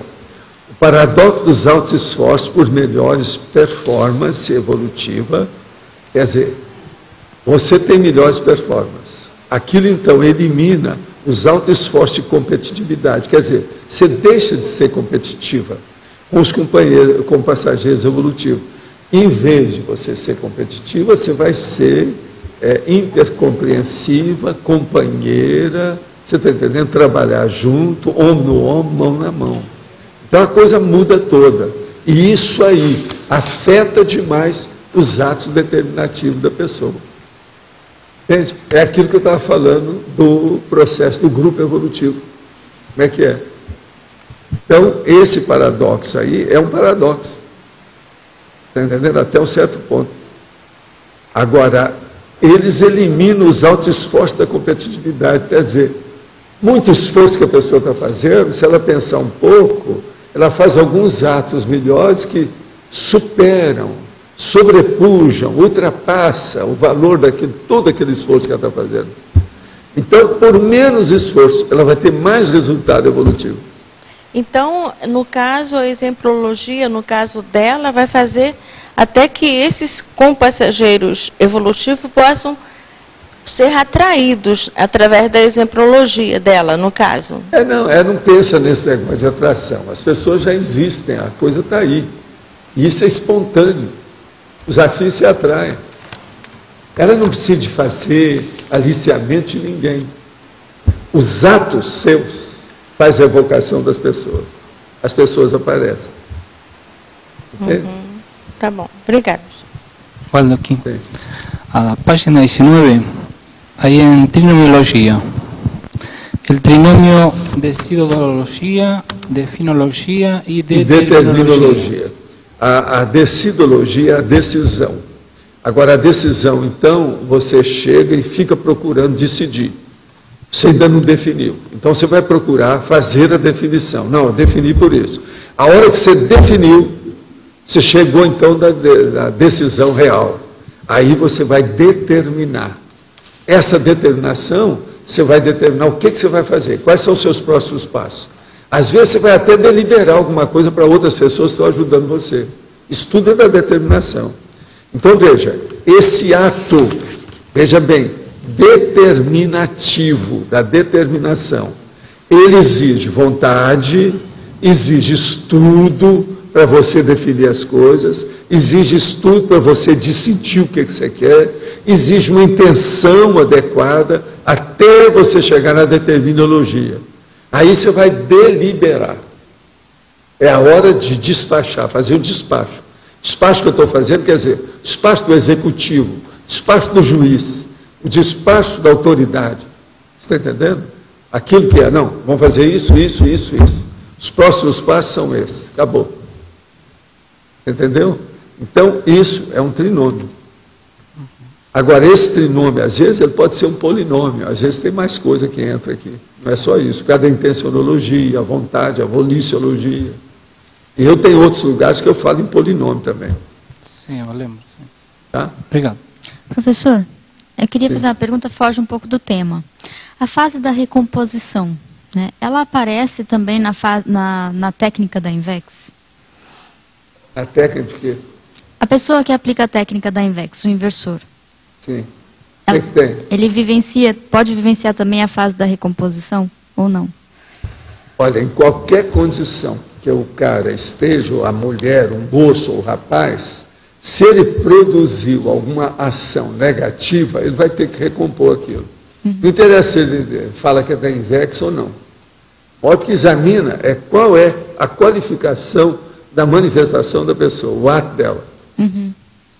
Então, se ela já qualificou a manifestação dela nessa existência, ela vai ter repercussão de outras ou não? Depende, né? Tudo depende do ato dela. Ela pode... Tudo tem repercussão. Todo ato que você faz, ó, isso aqui, ó, repercute pelo cosmos. Isso você tem que colocar na sua cabeça. Tudo cria onda de ressonância. Tudo tem eco. Tá. Ninguém se escapa disso. Tá. A hora que eu espirrei aqui, ó, pegou tudo aqui. Agora, eles vão colocar aqui uns negócios para acabar com o mofo. Esse mofo que está aqui, que de vez em quando eu espirro quando eu venho para cá. Não sou só eu, tem outras pessoas que ficam aqui embaixo. Que sempre... Agora já arranjaram um negócio contra o mofo que vão colocar aí. Eu falei para colocar 1 dúzia ou 2 dúzias do negócio para ver se funciona. Né? Vai ressecar tudo aí. Não vai. Agora, colocando aí debaixo, de vez em quando tem que tirar. Porque aquele negócio carrega, puxa água. Né? É igual o Fargon. Só que tem que ir pacotinho assim. É igual o Fargon. Tem um lugar para pegar água. Pois é, eu falei com eles para ver se algum é tóxico. Se é tóxico, não pode pôr aí. Vamos ver. Hein? Esse que eles vão usar não é tóxico, não, né? Hein? Eu não sei, né? O Fargon aqui, com esse negócio todo tão grande, isso aí é bravo. O que eu vejo é que, com o tempo, isso aqui está criando mais problema do que ajudando a gente. É isso que eu estou sentindo. Essa plataforma. Muito bem feita, ótima, tecnicamente falando, mas é uma droga esse troço. Até agora, nós já vamos para 2 anos daqui a pouco. Lá para outubro, novembro, vão dar 2 anos, não é isso aqui? Pois é. É duro. Tecnologia, assim, é com muita exigência. Até hoje ainda estou espirrando aqui. E não sou só eu, não. Tem mais gente, de vez em quando, está espirrando aqui. Professor. Aí, só finalizando essa questão. Então, a pessoa que ela aplica uma técnica evolutiva, seja lá qual for... Como é que é? Fala mais alto. Uma pessoa que aplica uma técnica evolutiva, seja ela qual for, se ela estiver passando por uma fase da recomposição, isso pode ajudar a acelerar a superação disso, a reciclagem que ela vai fazer? Toda pessoa que está na fase de recomposição, ela, se fez o curso intermissivo, ela anda mais rápido, né? Para a situação. Porque há uma série de confluência de atos positivos para isso, para recompor, para retificar, para melhorar. Então, né, o reajuste vai ser mais rápido. Entendi. É isso que a gente tem que ver agora. Pode ser durante a fase INVEX, pode ser na fase madura, isso depende. Tem que ser uma coisa produtiva. Isso aqui é o sério. Professor, era sobre, nessa mesma linha, na página 20, em exemplologia, o senhor fala dos 2 atos. Né? O ato determinativo antecipado. A ação resoluta do jovem inversor, rapaz ou moça precoce, ainda na fase preparatória da programação existencial, evidenciando ideia inata. Então, é o antecipado esse. Agora, o determinativo maduro. A ação resoluta da consciência lúcida, veterana, reciclante na fase da adultidade, da maturidade, evidenciando a aquisição de conceitos e vivências evolutivamente culminantes. Sim. São dois aspectos com relação a isso. Primeiro o que a Lorela falou e depois o que a Flávia também falou. A diferença básica entre o inversor e o reciclante, além da experiência e do foco, é o nível básico de produtividade.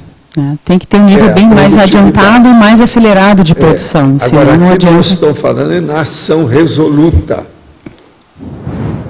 É ação determinativa. Se ela é resoluta e determinativa, no caso aqui, é porque é positivo. Isso é óbvio, está ínsito. É resoluta, ela já determinou, ela já estudou aquilo. É aquilo que eu estava falando, a determinação, a definição, a intenção, a vontade. Tudo isso ela já trabalhou. Agora, tudo, o ato que nós estamos chamando aqui, ó, ato determinativo é ação pessoal. Está entendendo agora? Sem hesitações nem retorno. Demonstrando automaturidade, autocognição, autocritério e autodiscernimento. Se te falar que é produtiva, que bobagem. Chancela. É muito pior do que isso. A pessoa, para fazer isso tudo certinho, tem que ter uma certa maturidade. Sim. Até o jovem. Por isso que a gente fala que é um antecipado, né? Ele consegue fazer isso ainda jovem, é o máximo.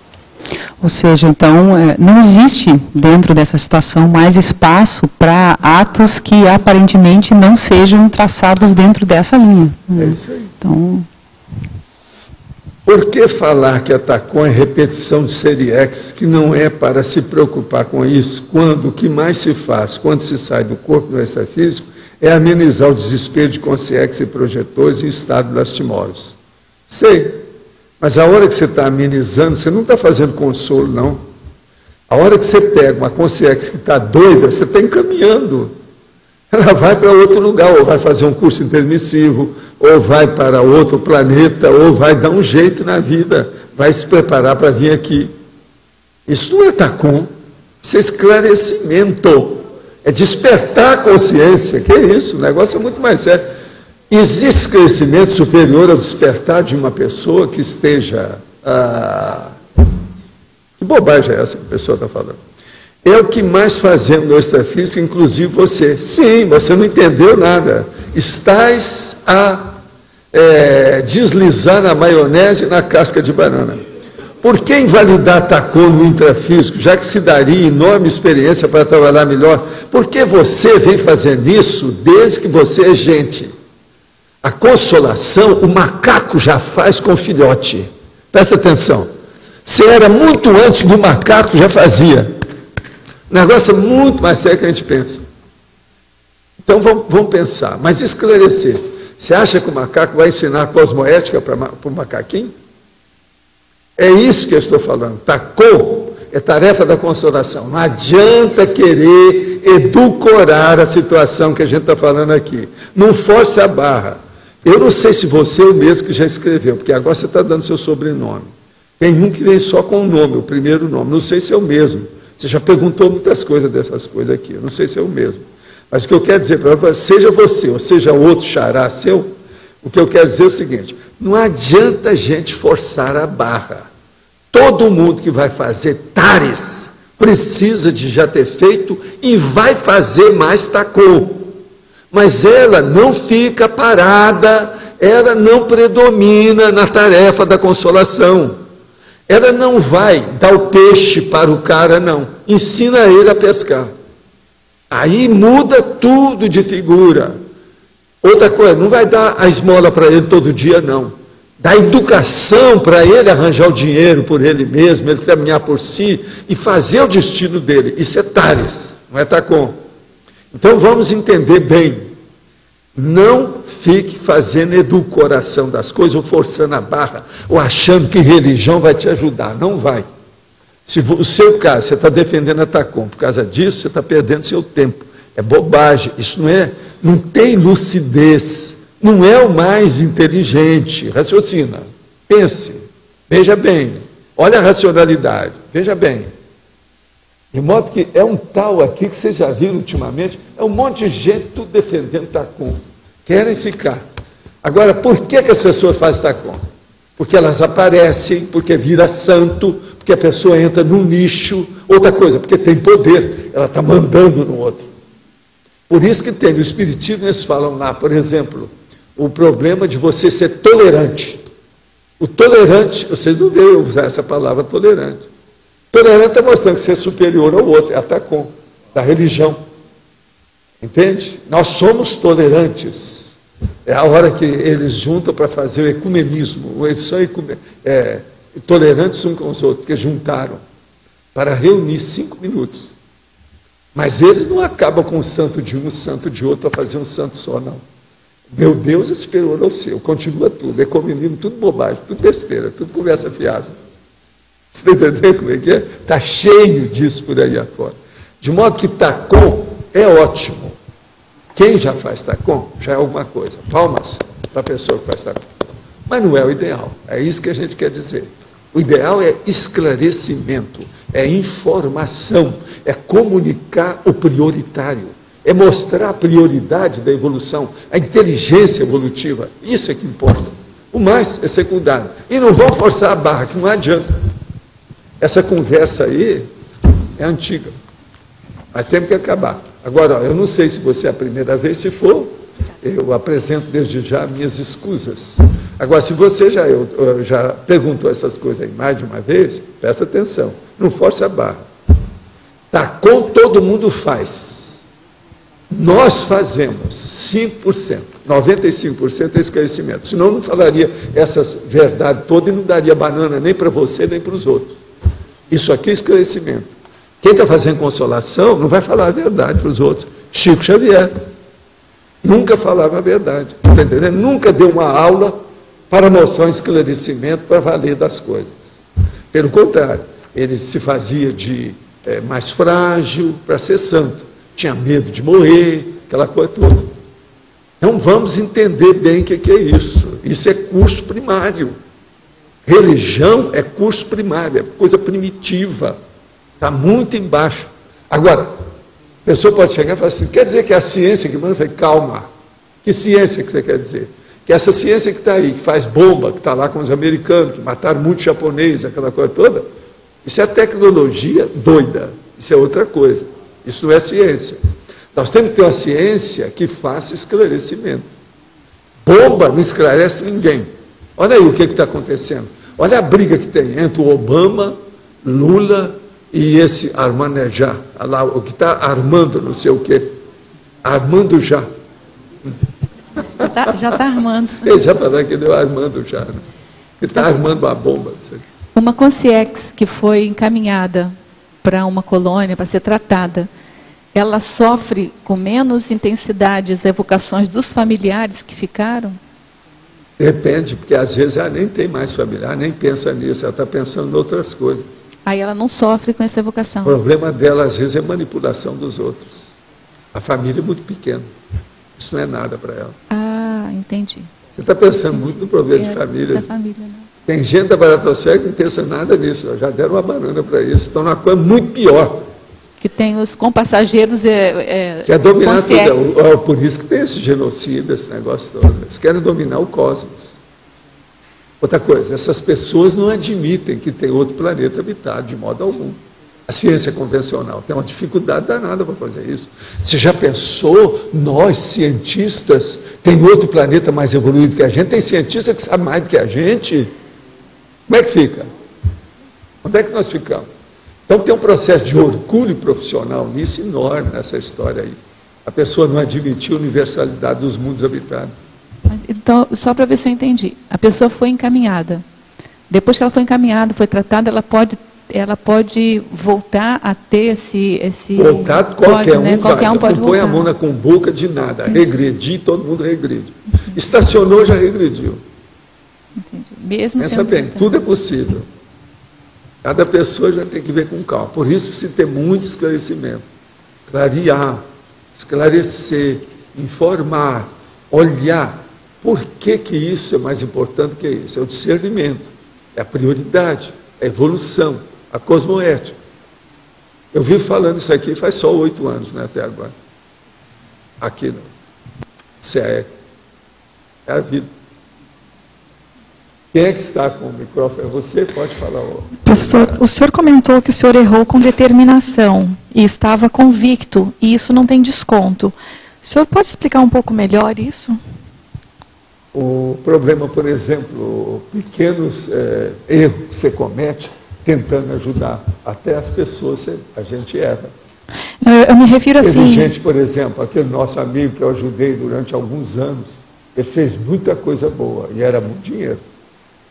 Com imprensa, editoração, 1 milhão de coisas. Lá pelas tantas, eu não estou, o negócio é à distância, você mandava uma batelada de dinheiro para ele. Aí vem os amigos dele que olham e falam assim, Valdo, não manda mais dinheiro, porque ele está usando agora para uso pessoal e ele está totalmente entregue ao toque. Isso é um erro. Eu participei daquilo. Agora, veja, a minha intenção não foi essa. Eles sabiam disso, é tanto que eles me avisaram ainda num certo tempo. Por que o senhor diz que essa convicção, porque a intenção é positiva, acha-se que está fazendo algo positivo? Ele mesmo fez muita coisa com o dinheiro e o esforço dele, ele fez muita coisa de assistência em matéria de comunicação, editoração, até de livro, tudo isso. Mas chegou um ponto que houve desvio. Como estava longe, eu não estava sabendo, eles tinham que estar olhando. Aí um amigo nosso mandou, não, ó, eu estou olhando aqui, aconteceu isso, não manda mais não. por que não tem desculpa? E por que não tem desculpa esse tipo de erro? Não tem desculpa, porque a gente precisa de ver o que dinheiro que você está dando, para onde ele está indo. Dinheiro é uma arma. Pode estar matando os outros, seu dinheiro. Precisa de ver. Nesse caso lá, o nosso amigo ficou viciado em droga. Eu não estou sabendo que o nível era aquele. Depois ele foi internado, coitado, ele acabou morrendo. Morreu cedo. No hospital. Aí, essa condição tem a ver com a fatologia, a penúltima linha, a definição de rumos pessoais e de outrem? Porque a hora que você está... A definição de rumos pessoais e de outrem. Você está ajudando para mudar no rumo do outro. E pode ter um equívoco da parte... Tudo que você está ajudando, principalmente, é preciso abrir o olho com uma coisa. Toda vez que tiver que fazer uma ajuda prolongada, olha bem esse prolongamento, como é que aquilo ocorre. Se você está ajudando todo mês alguma coisa, vê o que é. Aquilo precisa de seguir, precisa ter uma fiscalização. Senão, há desvio de verba. Então, o governo está fazendo isso aí todo dia, tem desvio de verba. Desses crimes que tem aí dentro do Poder Judiciário, uma boa coisa é lavar de dinheiro, desvio de verba, e outras coisas mais. A verba foi feita para isso aqui. Eles dividem uma parte e dividem tudo entre eles. Isso é desvio de verba. Você sabe como é que é isso. Tem que abrir o olho. E uma última, na parafatologia, terceira linha, como é que a parapercepção das evocações extrafísicas pós-ato, sinalizando sobre o percentual de erro e acerto, que eu já falei aqui também. A minha pergunta é assim, como saber se essas repercussões, elas não são consequência de um pedágio, que você está fazendo algo certo? Mas isso não interessa. Não, você diz assim, você tem repercussões. Não interessa aqui, se você está fazendo um objetivo bom, e aquilo vai ajudar os outros, sim, não interessa você ignorar os precedentes daquilo. Você tem que ver agora as consequências do seu esforço. Daqui para frente. Aquilo lá vai limpar tudo do passado. Você não entendeu o quê? Fala aí. Você realiza um ato. Está convicto de que aquilo está Você positivo. fez um ato determinativo igual esse que eu estou falando, com maturidade, com conhecimento, com critério, com discernimento. Você não precisa se arrepender de nada. Tendo aquele momento evolutivo, você fez o melhor que tem. Certo. Fim de papo. Você Sim, nunca vai se arrepender daquilo. Certo, mas eu digo assim, as repercussões extrafísicas pós esse ato. Porque se você está mexendo com o assédio de outro... São ótimas. Sim, mas você está mexendo com o assédio do outro. Você vai lá e fala, não, aqui não. Você põe, delimita, fala, aqui você não vai mexer. Você determina. E aí vem para cima de você. Não vem nada em cima de você, porque você está blindado, você está fazendo uma coisa positiva. Quem faz um ato cosmoético já está encapsulado. As pessoas são assediadas porque têm má intenção. Por que é que eu falo? Todo heteroassédio nasce devido ao autoassédio. Tem má intenção nisso, alguma coisa está errada ali. Se uma pessoa não tivesse autoassédio, como é que é isso? Ela não teria heteroassédio. Heteroassédio. Presta atenção. O problema todo, a intenção está em tudo. Nós temos que ver isso. Agora, você fazer um ato com boa intenção, e outra coisa, eu vou repetir tudo de novo. Automaturidade, autocognição, que é o autoconhecimento, autoexperiência, autocritério, autodiscernimento, você saber distinguir o que presta daquilo que não presta. Essas 4 coisas, você nunca vai se arrepender do que você fez.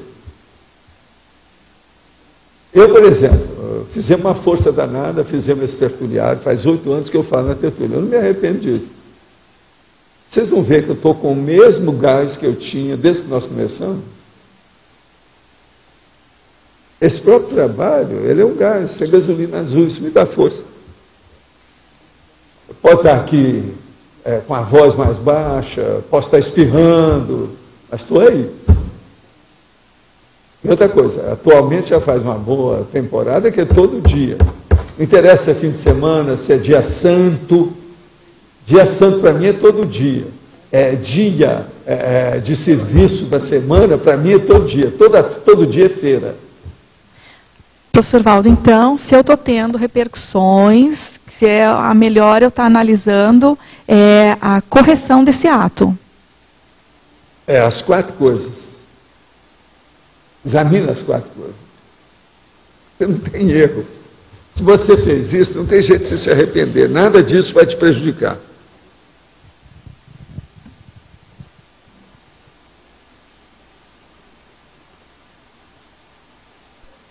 Uma coisa muito séria. São as nuances do prejuízo. Abra o olho com isso. Como assim? O que é nuance do prejuízo? Por exemplo, na hora que você divide falar a verdade, mesmo que ela seja antipática e você tirou o corpo fora. Isso é nuance do prejuízo, isso não é bom. Isso pode acarretar problema. Essas nuances, o meio termo, aquela coisa assim que está no lusco-fusco, isso aí é perigoso. Esse é o motivo que eu falo as coisas tudo aqui na cara. E arranjei também uma opção de saída para mostrar que eu, em certas coisas, sou até grosso, de propósito. A hora que eu dou a banana, etc. Liquida o assunto, não a cumplicia. Isso é muito importante para mostrar. Não, me inclua fora dessa. Nisso aí eu não estou. Entende? Para mostrar o que a gente quer, definir a nossa posição. A definição do posicionamento é a coisa mais inteligente que tem. Não é porque a pessoa está sabendo discernir como se posicionar. Não é. É porque aquele posicionamento vai fazer bem para ela, para a evolução dela e dos companheiros de evolução dela.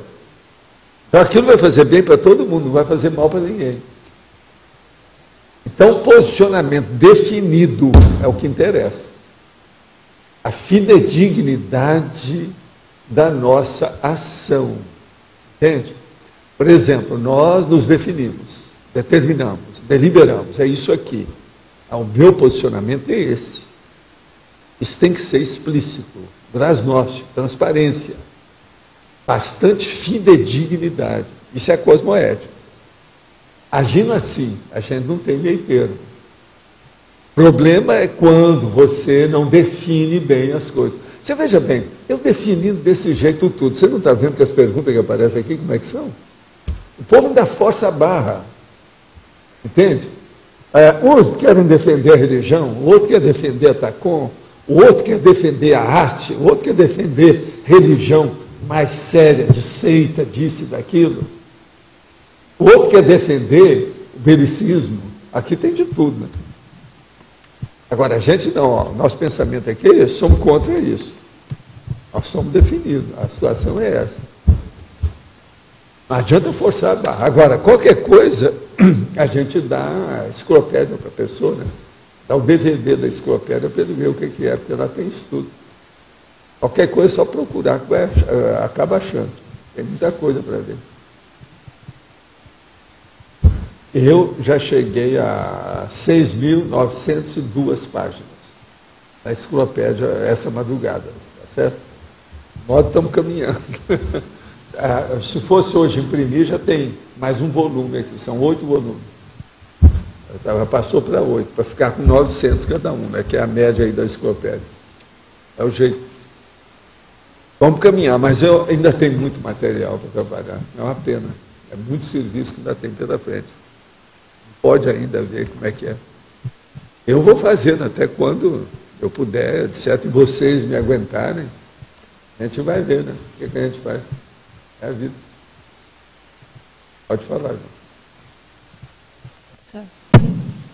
Essa questão, por exemplo, você falou do aumento de material, né, que você, volta e meia você fala isso. Dá um exemplo para nós, como é que você faz essa avaliação? Porque você fez um monte, tem um monte para fazer ainda, e a gente vai ter muito serviço ainda. Deixa eu explicar. Como é que é esse critério? Eu, há muitos anos, comecei a colocar todos os futuros verbetes numa ordem alfabética. Então, arranjei 26 letras e fui colocando todas as ideias que havia no assunto. Alguns estão desenvolvidos desse tamanho, outros estão desenvolvidos várias páginas. Isso varia o que é. Agora, alguma dessas letras tem mais de 1000 páginas. Então, você pensa bem, só eu pegar essas 26 letras, eu tenho quase que o dobro desses 7 volumes que tem aí, é outro tanto desse. Agora, isso não é nada. Vamos supor agora que eu pego os 4 volumes grandes que eu tenho, sabe? Projeciologia, 700 experimentos, o Reurbanizados e o Pacíficos, e cada um tem mais de 1000 páginas. E uma boa parte deles tem 400 temas, cada um deles, que era a média que eu tinha para publicar o livro. Mais ou menos são 400 capítulos. Se você multiplicar 400 vezes 4, nós temos 1.600 temas. Desses 1.600 temas, possivelmente, tem mais de 1000 que ainda não tem na enciclopédia, que eu posso fazer verbete deles. Alguns eu comecei a fazer um ou outro quando precisa aqui por causa do trabalho, mas eu não fiz de todos. Então agora você pensa, se eu pegar as 26 letras com esses 4 volumes, eu tenho 2 vezes isso que está ali. Mas eu não sei se vai precisar de fazer isso tudo, porque eu também não vou colocar coisa repetida. Qualquer coisa que eu for fazer tem que ser alguma coisa nova, diferente, ou que vai ampliar aquilo que eu já escrevi. Agora, o que eu quero é pegar a nuance, o flanco, entendeu? Aquela faceta pequenininha que eu ainda não atingi. Não, essa aqui seria bom fazer.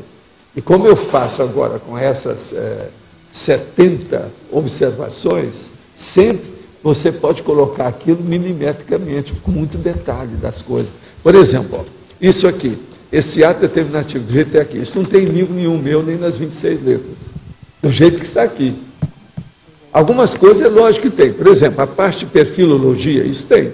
A acabativa tem, né? Na questão, por exemplo, de remissão. Mas certas coisas aqui não tem parte nenhuma. Há certos argumentos, propriamente dito, não tem. Entende? Pois é, a ideia é nova. Agora, aquilo vai ampliando. Agora, outra coisa também, João. Aí mesmo precisa de muita revisão, precisa de atualizar. Todos esses verbetes eu posso enriquecer. Eu tenho mais material do que isso, sobre esse assunto. Entende? Eu faço mais ou menos aqui a minha média de 4 páginas, igual essa, ó, que é a média da maioria que eu trago aqui. Mas de vez em quando eu trago um de 10, porque aquele não deu para diminuir. E às vezes é bom, porque a turma já está num nível de esclarecimento para isso, que vai entender o que a gente está falando.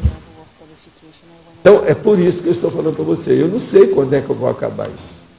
Agora, eu calculei para acabar mais ou menos em 2011, alcançar 2.000 verbetes. Eu já estou, com vocês isso é 1.602. Mas eu já tenho feito lá, são 1.732. Quer dizer, tem 130 na frente aqui. Quer dizer, daqui são 23, 7 vezes 3. Dentro de 7, 8 meses, nós vamos chegar a 2.000 verbetes. Dentro de 7 a 8 meses. Quer dizer, eu, pelo menos, lá nos meus originais, eu vou chegar a 2.000. Entendeu como é que é? Mas isso é pouco, ainda não é nada. Eu tenho que pospor o negócio. Tem mais coisa depois disso. Agora, o que eu posso fazer é o seguinte, daqui a pouco, quando tiver com 8 volumes, a gente faz outro, dividir, etc., publica, dá para a turma, para ver, para atualizar. E isso também me ajuda, né, nas questões que nós estamos fazendo. Vai ajudar. Eu acho que vale a pena. Não, do jeito que está aí, daria para fazer, mas quantos anos eu vou precisar para fazer esses 5.000? Pois é, então eu vou morrer na praia, bem possível. Eu tenho que chegar até quanto? Até os 90, os 100, 92. Todo mundo está vivendo 100 anos, mas sou a nova geração, a minha, eu sou da velha geração. Eu sou da velha geração, não pode exigir que eu vou viver 100 anos. Eu sou da época das lombrigas. Aqui, eu sou da época das lombrigas, dos vermes. Todos os meus amigos morreram de verme, eu consegui sobreviver. Que é isso? Pois é, mas ele é outra coisa. Tem vários aí. Tem vários que chegaram. Né? A Dercy Gonçalves. Mas essa eu até ajudei. Né? Verdade.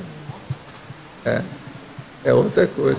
Agora, preciso saber desse quem é que fez a enciclopédia. Não, que a gente deu mais dinheiro energético. aqui a gente tem que dar mais dinheiro energético. Esse povo aí podia ter muito dinheiro, mas e a energia? Como é que é? A energia é uma faca de dois gumes. Ela pode te ajudar e pode também exigir mais. Como é que fica? É bom entrar nessa conta aí de chegar, entrar nessa história. Quem é desse que fazia enciclopédia? Tem algum? Vê se você acha para mim. Vamos ver como é que é. Quem é que é? Aqui. Quem é que é lexicólogo? Vamos ver os lexicólogos. É isso aí que deve ser bom. Né? O cara pode ser lexicólogo, não precisa nem sair de casa. Desde que ele trabalhe no computador, está tudo bem. É isso? O negócio todo é esse. O caso é esse. Agora, eu tenho que andar dali até aqui para vir ter feriado. Pelo menos isso precisa. Vamos ver o que dá. Mas, olha, no ato determinativo mais sério da minha vida é fazer a enciclopédia, aquilo que eu puder, até quando for possível. Então, vamos ver. Assim você está satisfeito? Então tá. Então ele está pelo menos satisfeito. Já deu para tapear, né, a galera. Temporariamente já sossegou a galera. O caso é esse. Mas, olha, tem mais alguma coisa sobre o ato determinativo que ficou no escuro? Está todo mundo claro como é que é? Engraçado que hoje eu estou vendo a Grace ficou lá em cima. Hoje ela ficou lá no camarote. Ela não desceu aqui para a galera. Houve alguma coisa. Ato determinativo. Você está com medo do ato determinativo? Foi isso? Algum medo aí? Alguma coisa? Então, sei nada. Agora, autodecidologia. Nós tínhamos que ver quem é que é indeciso, hesitante, vacilante. Quem é que é do vacilo? É isso aqui que a gente tem que dar esse verbete. Quem é do vacilo? Quem é? O povo gosta de falar, é o vacilo. Não, ele deu um vacilo. De modo que quem é do vacilo são esses aí que nós precisamos entrar com esse verbete e clarear as coisas. Agora, determinativos, o negócio vem do latim medieval. Entende? Do idioma francês também. O negócio é antigo. De modo que a gente tem que entender isso aqui. E no português surgiu no século XVI, quer dizer, vocês já tiveram vida um ato determinativo, já se falava essa palavra. Entende? Vocês viram que eu li um negócio aqui do século XIX. Né? Esses negócios todos. Mas esse aqui é antes, é do século XVI. De modo que, olha, tem mais ou menos, depois da descoberta do Brasil, o negócio começou a vigorar. De modo que, qual que é a determinação aí de vocês nessa história? De qualquer maneira, eu dou os parabéns a vocês que vocês fizeram o curso intermissivo. Isso mostra que vocês têm determinação já há algum tempo. Senão, não teria entrado no curso intermissivo. Isso é 100% a favor de vocês. Então, os nossos comerciais, por favor. Obrigado. As pontuações de hoje: 57 assinaturas no livro de presença, 23 perguntas presenciais, 18 perguntas online, 24 votos presenciais e 17 votos online. Hoje teremos recados da Magali sobre o Festival de Inverno, a Mariane e o Luiz Fernando, cursos do CIP, do IPC, o Loche, atividades da Apex, o Igor, curso Assistenciologia. Boa tarde a todos. Eu vim aqui para convidar novamente vocês a participarem do Festival de Inverno, que vai acontecer agora no dia 26 e 27 de junho. E eu gostaria de falar de duas participações importantes de associações que fazem assistência. Uma delas é a ONG dos Animais, que ela vai trazer, inclusive, os animaizinhos para as pessoas verem, vão estar ali, então, para doação e para vocês conhecerem melhor os trabalhos deles. E a ABC, que também é a Associação Beneficente da Cognópolis, que ela vai estar lá fazendo a campanha do agasalho. Então, nós convidamos a todos que tragam, se tem algum agasalho, agora é época de inverno, para doar, aproveitem, né, e tragam aí no dia do festival, nós vamos estar lá recolhendo. Tá? Obrigada.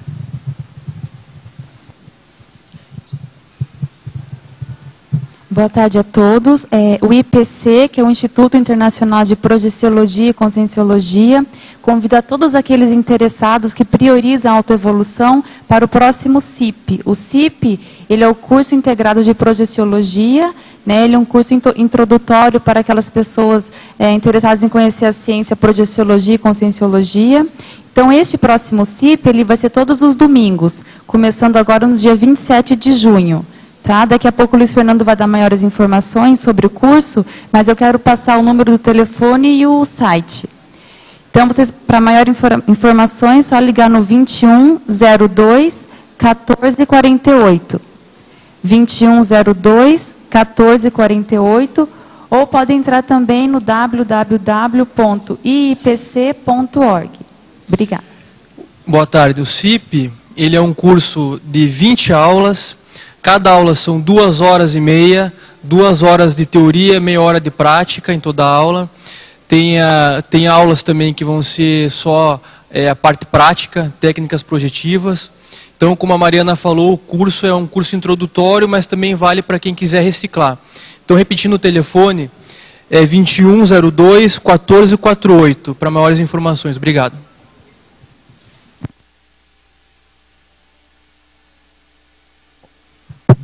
Boa tarde. Nós gostaríamos aqui de convidá-los para mais uma atividade dos colóquios de proexologia, que são debates referentes ao tema da proex, sempre sobre algum verbete de proex. Será amanhã, aqui no CAE, que a partir das 9 horas começa o debate, no refeitório ali, do lado do restaurante, naquele espaço ali que nós temos, o anexo ao refeitório. Então é aberto, é gratuito, um evento aberto a todos os interessados. O verbete de amanhã será interação dos recebimentos. Então, convidamos a todos que queiram aprofundar o estudo de proex e também desenvolver as habilidades referentes a debates. Obrigado, até mais. Boa tarde a todos. Estamos aqui para divulgar um novo curso do IPC, que é o curso Assistenciologia. A primeira turma de lançamento aí a nível internacional desse curso, ela vai começar agora segundas e quartas, de 19h30 às 22 horas, no Centro Educacional na Rua Rui Barbosa, no Foz Executive Center. Então, todos aqueles interessados, essa turma de lançamento, ele está com preço promocional de R$200, apenas R$200. São 20 aulas, o curso é focado no tratado Homo Sapiens e Urbanizados, então trata do processo da visão de assistência através da conscienciologia, então fala de TENEPS, fala de intermissão, de reurbanizações, bases da assistenciologia, a parte de intermissão também, Grupo Karma, TENEPS, holomaturologia, reeducaciologia para tecnologias assistenciais. Então são alguns dos temas aí, a gente também tem aulas de técnicas projetivas e técnicas energéticas. Então convidamos a todos os interessados para não perderem essa oportunidade. A turma já está praticamente fechada, então todos aqueles interessados é só comparecer aqui na sede do IPC, no discernimento, ou ligar para 2102 1448. Então, repetindo, começa agora dia 21 de junho e vai até dia 25 de agosto, às segundas e quartas à noite, de 19h30 às 22h. Muito obrigado. Eleito com 18 votos, teremos para amanhã o verbete objetivo pessoal da autoevoluciologia. Obrigado a todos e uma boa tarde.